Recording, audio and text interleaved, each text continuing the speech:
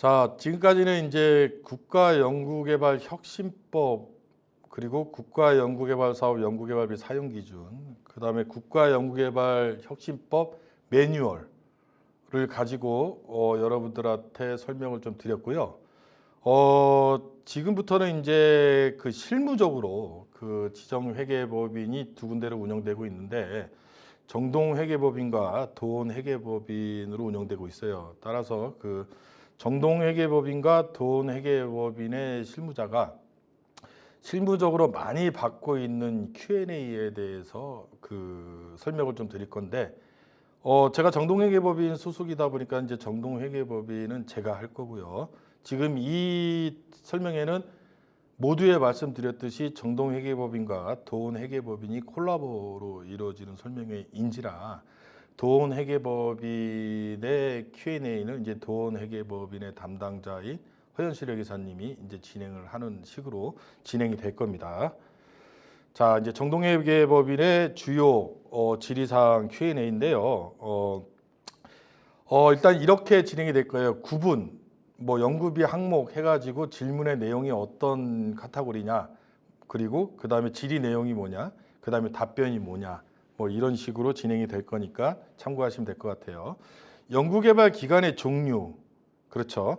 주간 연구기관이 땡땡과 주간 세부기관의 협약력 계약서 작성을 통해 협약 진행해 왔어요. 예. 말씀해 주신 설명의 내용에 따르면 세부과제의 개념이 없어지면서 과거의 협동기관에 해당되는 세부기관의 개념이 없어졌죠.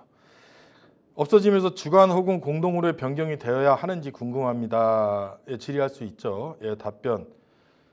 맞습니다. 그 협동기관에 해당되는 개념이 삭제됐고요. 혁신법에서는 이렇게 되어 있어요. 원칙적으로는 주간 연구개발기관으로 변경하는 걸 원칙으로 합니다. 이게 원칙이고요. 단 필요시 소관 부처 또는 전문기관과의 협의를 통해 공동연구개발기관으로도 변경이 가능합니다. 라고 단서조항도 있어요. 예외사항이죠. 그래서 원칙은 주간연구개발기관으로 변경하고 예외적으로 공동연구개발기관으로 협약 변경을 해야 됩니다. 이게 답변이고요. 다음은 이제 연구비 2월 분야인데요. 이 부분에 대해서도 상당히 질문이 많이 들어옵니다. 자, 현재 2차년도 진행 중으로 1차년도 연구 집행 잔액 2월이 불가한지요라는 질문을 했어요. 이제 단기 기간 내에 2차년도를 진행하고 있는 것 같아요. 그런데 이제 1차년도 연구 수당이 남았나 봐요. 그래서 2월이 가능하냐라고 돼 있는데, 자, 답변입니다. 혁신법 시행 이후 연구기간은 단계 또는 전체 기간 개념으로 변경됐죠. 연차 개념은 삭제됐다고 말씀드렸고요. 단계 기간 내에 연차 개념은 폐지가 되었습니다. 따라서 단계 연구기간 내에 연구비를 집행하면 되며 단계 기간 내에 2월이란 개념 자체가 없어진 거예요. 그래서 한 기간 내인데 무슨 2월이 있습니까? 그래서 당연히 가능하다라는 내용인데, 연구수당은 단계 2월도 안 돼요. 연구수당은 단계 2월도 안 된다. 아까 말씀드렸잖아요. 나머지는 단계간 2월은 승인사항인데 연구수당은 단계간 2월도 안 된다. 이 내용이고요. 자, 2월금은 같은 비목으로 써야 된다고 하셨는데, 예를 들어 활동비 2월 후 활동비 사용하지 않고 재료비로 변경하여 사용할 수 있는지. 자, 해당 단계의 연구개발비 중 직접비 현물 제외를 다음 단계의 연구개발 단계 2월이어야 되겠죠. 단계 내는 개념이 없어졌기 때문에 다음 단계의 연구개발에 포함하여 사용하려는 경우에는 2월 된 연구개발비는 동일 항목으로 사용하여야 하되 2월 후 직접비 내 항목 간 전용은 가능하다. 단 연구수당 증액은 안 돼요. 일단 2월 할 때는 혁신법에서도 이거예요. 2월은 동일한 항목으로 일단 2월을 지켜요. 2월을 지켜놓고 그 해당 연도 사업비로 흡수시킵니다. 여입시키죠. 그리고 나서 다른 세목으로 전용은 가능해요. 근데 동일한 항목으로 2월 해버리지도 않고 그냥 바로 다른 세목으로 안 된다는 뜻이에요. 동일한 항목으로 2월 시켜놓고 전용 가능하다. 그 대신 연구수당으로는 안 되겠죠. 증액 자체가 안 되니까. 이렇게 이해하시면 됩니다. 자, 다음은 이제 인건비 항목이네요. 자, 각 연차별 시작월과 종료월 인건비 집행 시 매년 일할 계산을 하여 하는지요? 아니면 단계기간 시작월 종료월에만 일할 계산하여 집행하면 되는지요? 뭐 물어볼 만하네요. 자, 연차라는 개념이 없어졌어요. 예, 연차라는 개념이 없어졌고 단계기간 또는 전체기간이 하나의 기간에 해당이 되기 때문에 단계기간 시작월과 종료월에만 일할 계산하시면 됩니다. 예. 자, 다음 인건비 추가하네요. 참여연구원의 출산 휴가 및 육아휴직급여 관련하여 문의드립니다. 민감한 내용이죠. 예. 혁신법에 분명히 명시된 바가 있어요. 근로기준법에 따르면 육아휴직 기간 동안 계속 근로에 해당하여 퇴직금을 적립해야 하는 바 출산휴가 시 고용보험관리공단에서 지급하고 부족한 월급액은 연구비로 지급 예정이며 육아휴직 기간 동안 퇴직급여 충당금을 적립하고자 하는 바 연구비로 적립이 가능한지 또한 해당 연구원이 육아휴직 상태에서 다음 차년도 과제에 계속 참여하여 육아휴직 연장 후 퇴직급여 충당 적립이 가능한지 질문이 되게 복잡해요. 예, 근데 혁신법에서 그냥 이렇게 정의를 내렸어요. 혁신법 국가연구개발사업 연구개발비 사용기준에 따르면 고용보험법에 의하여 정부에서 지원받는 금액은 지원에 해당되므로 이 금액은 제외하고 나머지는 참여연구원의 소속기관의 인사규정 및 취업규칙에 의하여 지급한 금액은 연구비로 집행이 가능하다. 그래서 정부에서 별도로 지원해 주는 금액은 추가적으로 연구비로 집행을 하게 되면 이중지원이 되기 때문에 그 금액은 빼고 나머지는 고용보험법에 의한 그 연구기관, 연구개발기관의 인사규정, 취업규정에 따른 부분은 연구비로 인정이 된다. 이렇게 해석하시면 됩니다. 자, 다음에 학생인건비입니다. 아까 제가 말씀드렸네요. 휴학생이 연구 참여자로 과제에 참여할 경우 학생인건비로 집행이 가능한가요? 아니면 내부 인건비로 집행해야 되나요? 자, 국가연구개발혁신법에 따르면 휴학생에 대하여도 학생인건비 처리가 가능하도록 규정되어 있습니다. 예, 그리고 내부 인건비로 처리하는 게 오히려 부합되지 않아요. 이게 답입니다. 나머지는 한번 읽어보시면 될 것 같고요. 예. 자, 다음에 이제 연구 재료비에 대한 질문이네요. 재료비 구입의 경우 과제 종료 직전 구입까지 인정된다고 하셨는데 과제 종료 직접 구입한 경우 따로 소명할 자료가 있나요? 예, 아까도 말씀드렸어요. 그 재료비는 과제 기간 종료일까지 집행이 가능한데 과제 기간 종료일에 임박해서 집행을 했을 때 꼭 과제 기간 내에 사용됨을 소명하셔야 된다라고 말씀드렸기 때문에 그 과제 기간 내에 사용함에 대한 소명 자료를 요청할 겁니다. 그 소명 자료에 대해서 구체적으로 명시를 하지 않는 이유는 성격에 따라서 요청하는 자료가 다를 수 있기 때문에 그래요. 뭐 원재료 수불부가 될 수도 있고요. 연구 노트가 될 수도 있고요. 여러 가지가 있기 때문에 소명을 할 것이다라고만 말씀드리는 거지 뭐 어떠한 서류로서 소명해야 된다라고 열거식으로 표현하지는 않겠습니다. 예. 자, 다음은 연구활동입니다. 야근 식대, 초과근무 식대죠. 초과근무 식대를 집행하려고 합니다. 혁신법에서 초과근무 식대에 대한 인당 비용 한도 금액이 정해져 있나요? 라고 돼 있는데 아마도 이제 그 타부처 중에 이제 중소벤처기업부 과제를 같이 수행하는 연구개발기관에서 질의를 하신 것 같아요. 왜냐하면 중소벤처기업부 과제는 인당 10,000원이라는 한도가 있습니다. 예, 그리고 다른 부처에도 인당 한도가 있는 경우가 있죠. 근데 국가연구개발사업 연구개발 사용기준에는요, 그 야근 식대에 대해서 수행기간 내부 규정에 따르도록 되어 있지 별도 한도를 정하고 있지 않습니다. 예, 여기서 좀 팁으로 드리면 수행기간 내부 규정을 따르고 있다. 무슨 뜻인지 잘 해석하십시오. 예. 자, 연구활동비에 이제 사업단에서 땡땡 연구원에게 기술정보 수집을 맡기고 연구개발 서비스 활용비를 집행하였습니다.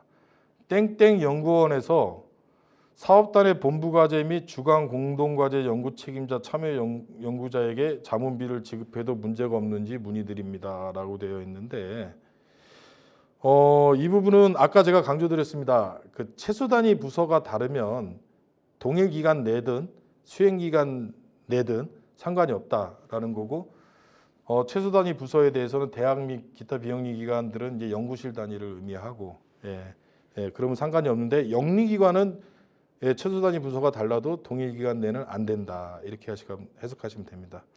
자, 소프트웨어 구입 기한은 있는지요? 소프트웨어 구입 기한 아까 있다고 그랬죠? 구입이 아니죠. 계약. 그래서 국가연구개발사 연구개발 사용기준에 의하면 연구개발용 소프트웨어는 최종 또는 단계 종료 2개월 전까지 계약이 완료돼야 됩니다.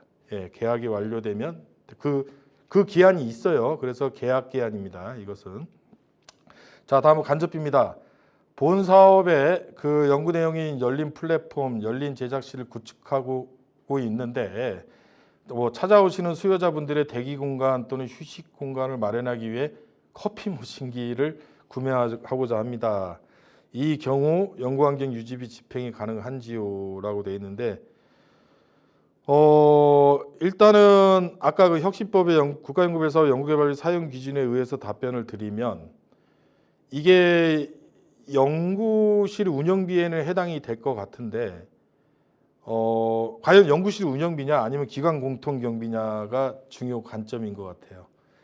그런데 저는 이거는 연구실 운영비의 연구환경 유지비에 해당이 안 된다고 보여지고요. 그 다음에 더불어서 커피 머신기는 연구실 운영비에 해당이 된다 그래도 소모성 물품에 해당이 되기 때문에 소모성 비용은 영리기관은 못 쓰도록 되어 있고 그런 걸 다 차지하고라도 간접비 항목의 연구지원비의 기관공통경비에 해당이 되지 않겠느냐.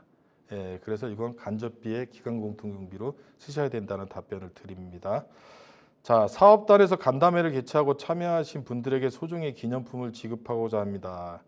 참가자는 센터 직원이 아닌 외부 전문가들로 혁신법 사용 기준에 따라 연구개발비 예산에서 선물, 기념품 구입이 가능한지요? 사업단 및 연구단 운영비는 간접비에서 집행 대상에 해당이 된다라고 아까 간접비의 연구지원비 항목에 말씀드렸고요.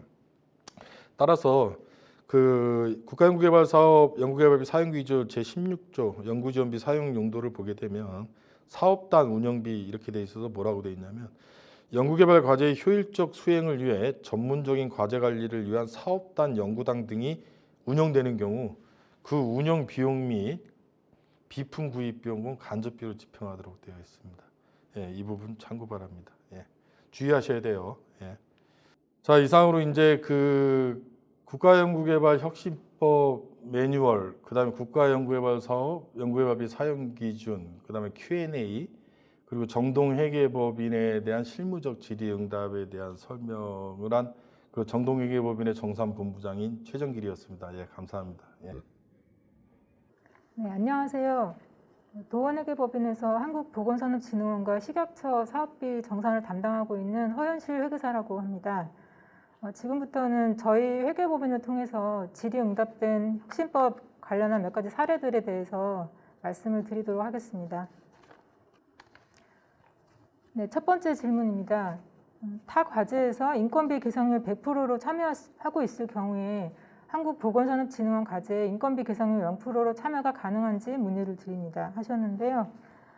종전 참여율의 개념은 인건비 계상률 또는 실제 과제에 참여하는 정도의 두 가지 의미를 다 가지고 있었습니다.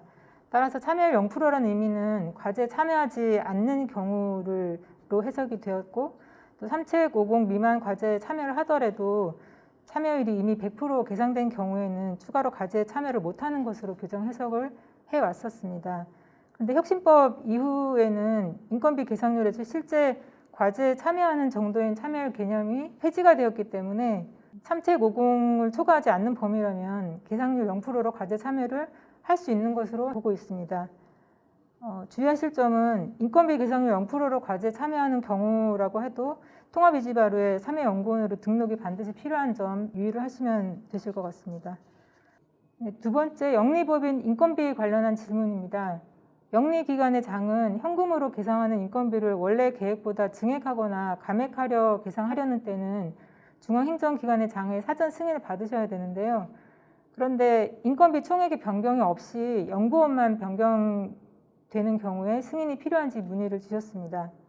혁신법 연구개발비 사용 기준 65조 영리기관 인건비 사용 기준에 열게된 사항을 보시면 중소 중견기업인 연구개발기관이 신규로 채용하는 참여 연구자의 경우는 전문기관 별도 인정 없이 인건비를 현금 계상할 수 있다라고 하고 있습니다. 따라서 변경되는 참여 연구자가 신규 인력에 해당되는 경우는 별도의 승인은 필요하지 않습니다. 그런데 신규 인력이 아닌 현금 계상한 경우, 즉 기존 인력에 대해서는 중앙행정기관의 장이 인건비의 현금 계상이 필요하다고 인정하는 참여 연구자로 한정하고 있습니다. 따라서 참여 연구자별로 해당 과제에 참여할 수 있는 연구자인지 자격 요건 등에 대해서 전문기관의 사전 승인을 받으시기 바랍니다. 참고로 신규 인력에 해당을 하려면 과제 공고일 -6개월까지 채용이 이루어진 경우에 해당이 되고 4대 보험 사업자 가입 명부나 건강보험 자격 득실 확인서 등을 통해서 신규 인력에 해당되는지 여부를 증명하실 수가 있습니다. 다음 질문입니다. 미지급 인건비는 연구개발비인지요? 미지급 인건비 계상률이 총 인건비 계상률에 포함되는지요? 라고 질문하셨는데요. 미지급 인건비는 연구개발비, 즉 현물 인건비에 포함이 되지 않습니다. 인건비 계상을 하지 않는 참여 연구자에 대해서 연구수당을 지급하거나 연구활동비를 사용할 수 있도록 하기 위해서 미지급 인건비를 계상하시는 걸로 이해를 하시면 되고요. 그런데 미지급 인건비가 연구개발비에 포함되지는 않지만 연구개발 과제에서 계상할 수 있는 연구수당 최대액인 인건비 20%를 계산할 때는 인건비 총액에 포함하셔서 계산하실 수 있습니다. 그리고 주의하실 점은 미지급 인건비가 연구개발비에는 포함되지 않지만 미지급 인건비 계상률이 총 인건비 계상률에 포함이 되므로 미지급 인건비 계상률을 포함해서 총 인건비 계상률이 100%, 정부 출연기관의 경우는 130%를 초과하지 않도록 관리를 하셔야 합니다. 네, 연구수당 관련한 질문입니다. 연구수당을 최초 해박금액보다 감액한 후에 100%를 사용해서 연구수당 지급 비율보다 직접비 사용 비율이 20%포인트 초과하는 상황이 되었습니다. 이때 초과액은 불인정될까요? 라고 질문 주셨는데요. 연구수당 지급 비율을 계산 시에 분모에 오는 그 연구수당 총액은 연구수당이 감액이 있었을 경우에 감액 후 예산이 아닌 최초 해박 금액을 넣고 계산을 하시면 됩니다. 따라서 감액한 금액 대비 100% 사용한 경우라고 해도 최초 해박 금액 대비 사용 비율이 직접비 사용 비율을 20%포인트 초과하지 않는다면 연구수당 불인정되지 않는 걸로 보시면 되겠습니다. 직접비 사용 비율이 낮아서 연구수당을 감액해서 사용을 했는데 또 감액한 금액에서 또 불인정을 당하는 것이 다소 가혹한 처분인 걸로 생각이 됩니다. 그리고 연구활동비 질문입니다. 영리기관의 경우에 해당 과제에만 100% 참여하는 신규 채용 참여 연구원이 있을 경우에 해당 참여 연구원을 위한 사무용 PC를 연구비 직접 변경을 통해서 구매가 가능할까요? 라고 질문하셨는데요. 사무용 PC는 연구활동비의 연구 운영비 사용 용도에 해당이 됩니다. 그리고 혁신법에서는 영리기관 연구실 운영비의 경우에 연구개발비 사용 기준 별지 3호 서식 영리기관의 연구실 운영비 활용 관리 계획에 품목을 기재해서 협약 시에 연구개발 계획서에 첨부한 경우만 계상이 가능하다라고 되어 있습니다. 그래서 과제 진행 중에 직접 변경을 통해서는 구매가 불가능하다고 보시면 될 것 같습니다. 사무용 PC뿐만 아니라 프린터, 복사기나 사무용 소프트웨어 구입비, 또 연구환경 유지비 등도 별지 3호 서식 작성이 필요하므로 협약 시 유의를 하셔야 될 것 같습니다. 그리고 구독 서비스 등 이용 시 이용기간이 연차 연구기간 이후 기간을 포함하는 경우에 해당 기간에 대한 비용은 불인정이 되나요? 라고 질문하셨는데요. 기간 기속에 대한 문의가 좀 많이 있습니다. 구독 서비스 등 이용 기간이 단계 내 연차 연구기간에 걸쳐 있는 경우, 즉 1차년도, 2차년도 어느 한 연차에만 속하지 않고 2개 이상의 연차에 걸쳐 있는 경우에 총 이용 기간이 단계 연구기간 내에 있는 경우라면 구독 시점에 서비스 이용료를 전액 결제하고 사업비로 집행이 가능합니다. 종전에는 해당 연도에 연차 정산을 진행을 했기 때문에 연차에 해당되는 기간에 기속되는 비용을 인정했던 것과 같이 현재는 단계 정산을 하기 때문에 단계 내로 비용의 기속 기간을 넓혀서 생각을 하시면 이해가 쉬우시리라고 생각이 됩니다. 네, 다음 간접비 이관과 관련된 질문입니다. 비영리 법인에서 타 기관으로 연구 과제가 이관되는 경우에 연구비 이관 금액을 어떻게 계산하면 되나요? 라고 질문하셨는데요. 연구 책임자 변경 등으로 연구개발 기간이 변경이 되는 경우가 있을 수 있는데 종전 규정에서는 연구비 이관 방법에 대해서 별도로 정함이 없었습니다. 따라서 수행 중인 과제 이관 전후 이제 기간을 월할이나 일할 등의 방법으로 안분해서 이관 금액을 계산을 해왔었습니다. 그런데 혁신법에서는 연구개발비를 이관하는 방법에 대해서 산식으로 규정을 하고 있는데요. 직접비의 경우는 이관 시점까지 사용하고 남은 잔액을 이관하시면 됩니다. 간접비의 경우는 이관하는 기간이 이관 시점까지 이미 사용한 수정 직접비 금액에 해당 기간 간접비 고시 비율을 곱해서 나온 금액을 이관하는 기간 간접비로 인정을 하고 남은 금액을 이관 받는 기간으로 이관을 하시면 됩니다. 간접비 금액을 산출하는 방법이 수정 직접비 금액의 기간별 간접비 고시 비율을 곱한 금액으로 산출이 되기 때문에 이관 시에 이관 시점까지 이미 사용한 수정 직접비에 이관하는 기간의 간접비 고시 비율을 곱한 금액으로 간접비를 먼저 인정한다라는 취지로 이해하시면 될 것 같습니다. 이관 받은 기간의 경우는 이관 받은 수정 직접비 금액에 이관 받은 기간에 해당 간접비 고시 비율을 곱해서 간접비 금액을 산출하시면 되는데요. 산출된 간접비 금액이 실제 이관받은 간접비 금액보다 작을 경우에는 그 차액을 직접비로 전용해서 사용하시면 됩니다. 반대로 산출된 간접비 금액이 이관받은 간접비 금액보다 클 경우는 사전 승인 등을 통해서 간접비 증액도 가능한 점 참고하시면 될 것 같습니다. 그리고 사용 기준에 대한 질문입니다. 혁신법 적용으로 수정 계획서상 연구비 비목별 세부 소요 명세 부분이 삭제가 되었습니다. 연구개발 계획서에 명시하지 않은 물품을 구매할 수 있는지요? 라고 질문하셨는데요. 현재 혁신법에서는 항목별에 대한 총액만 계산하도록 하고 있고 품목, 수량, 단가 이게 열거하게끔 하는 경우는 두 가지만 있다고 생각하시면 됩니다.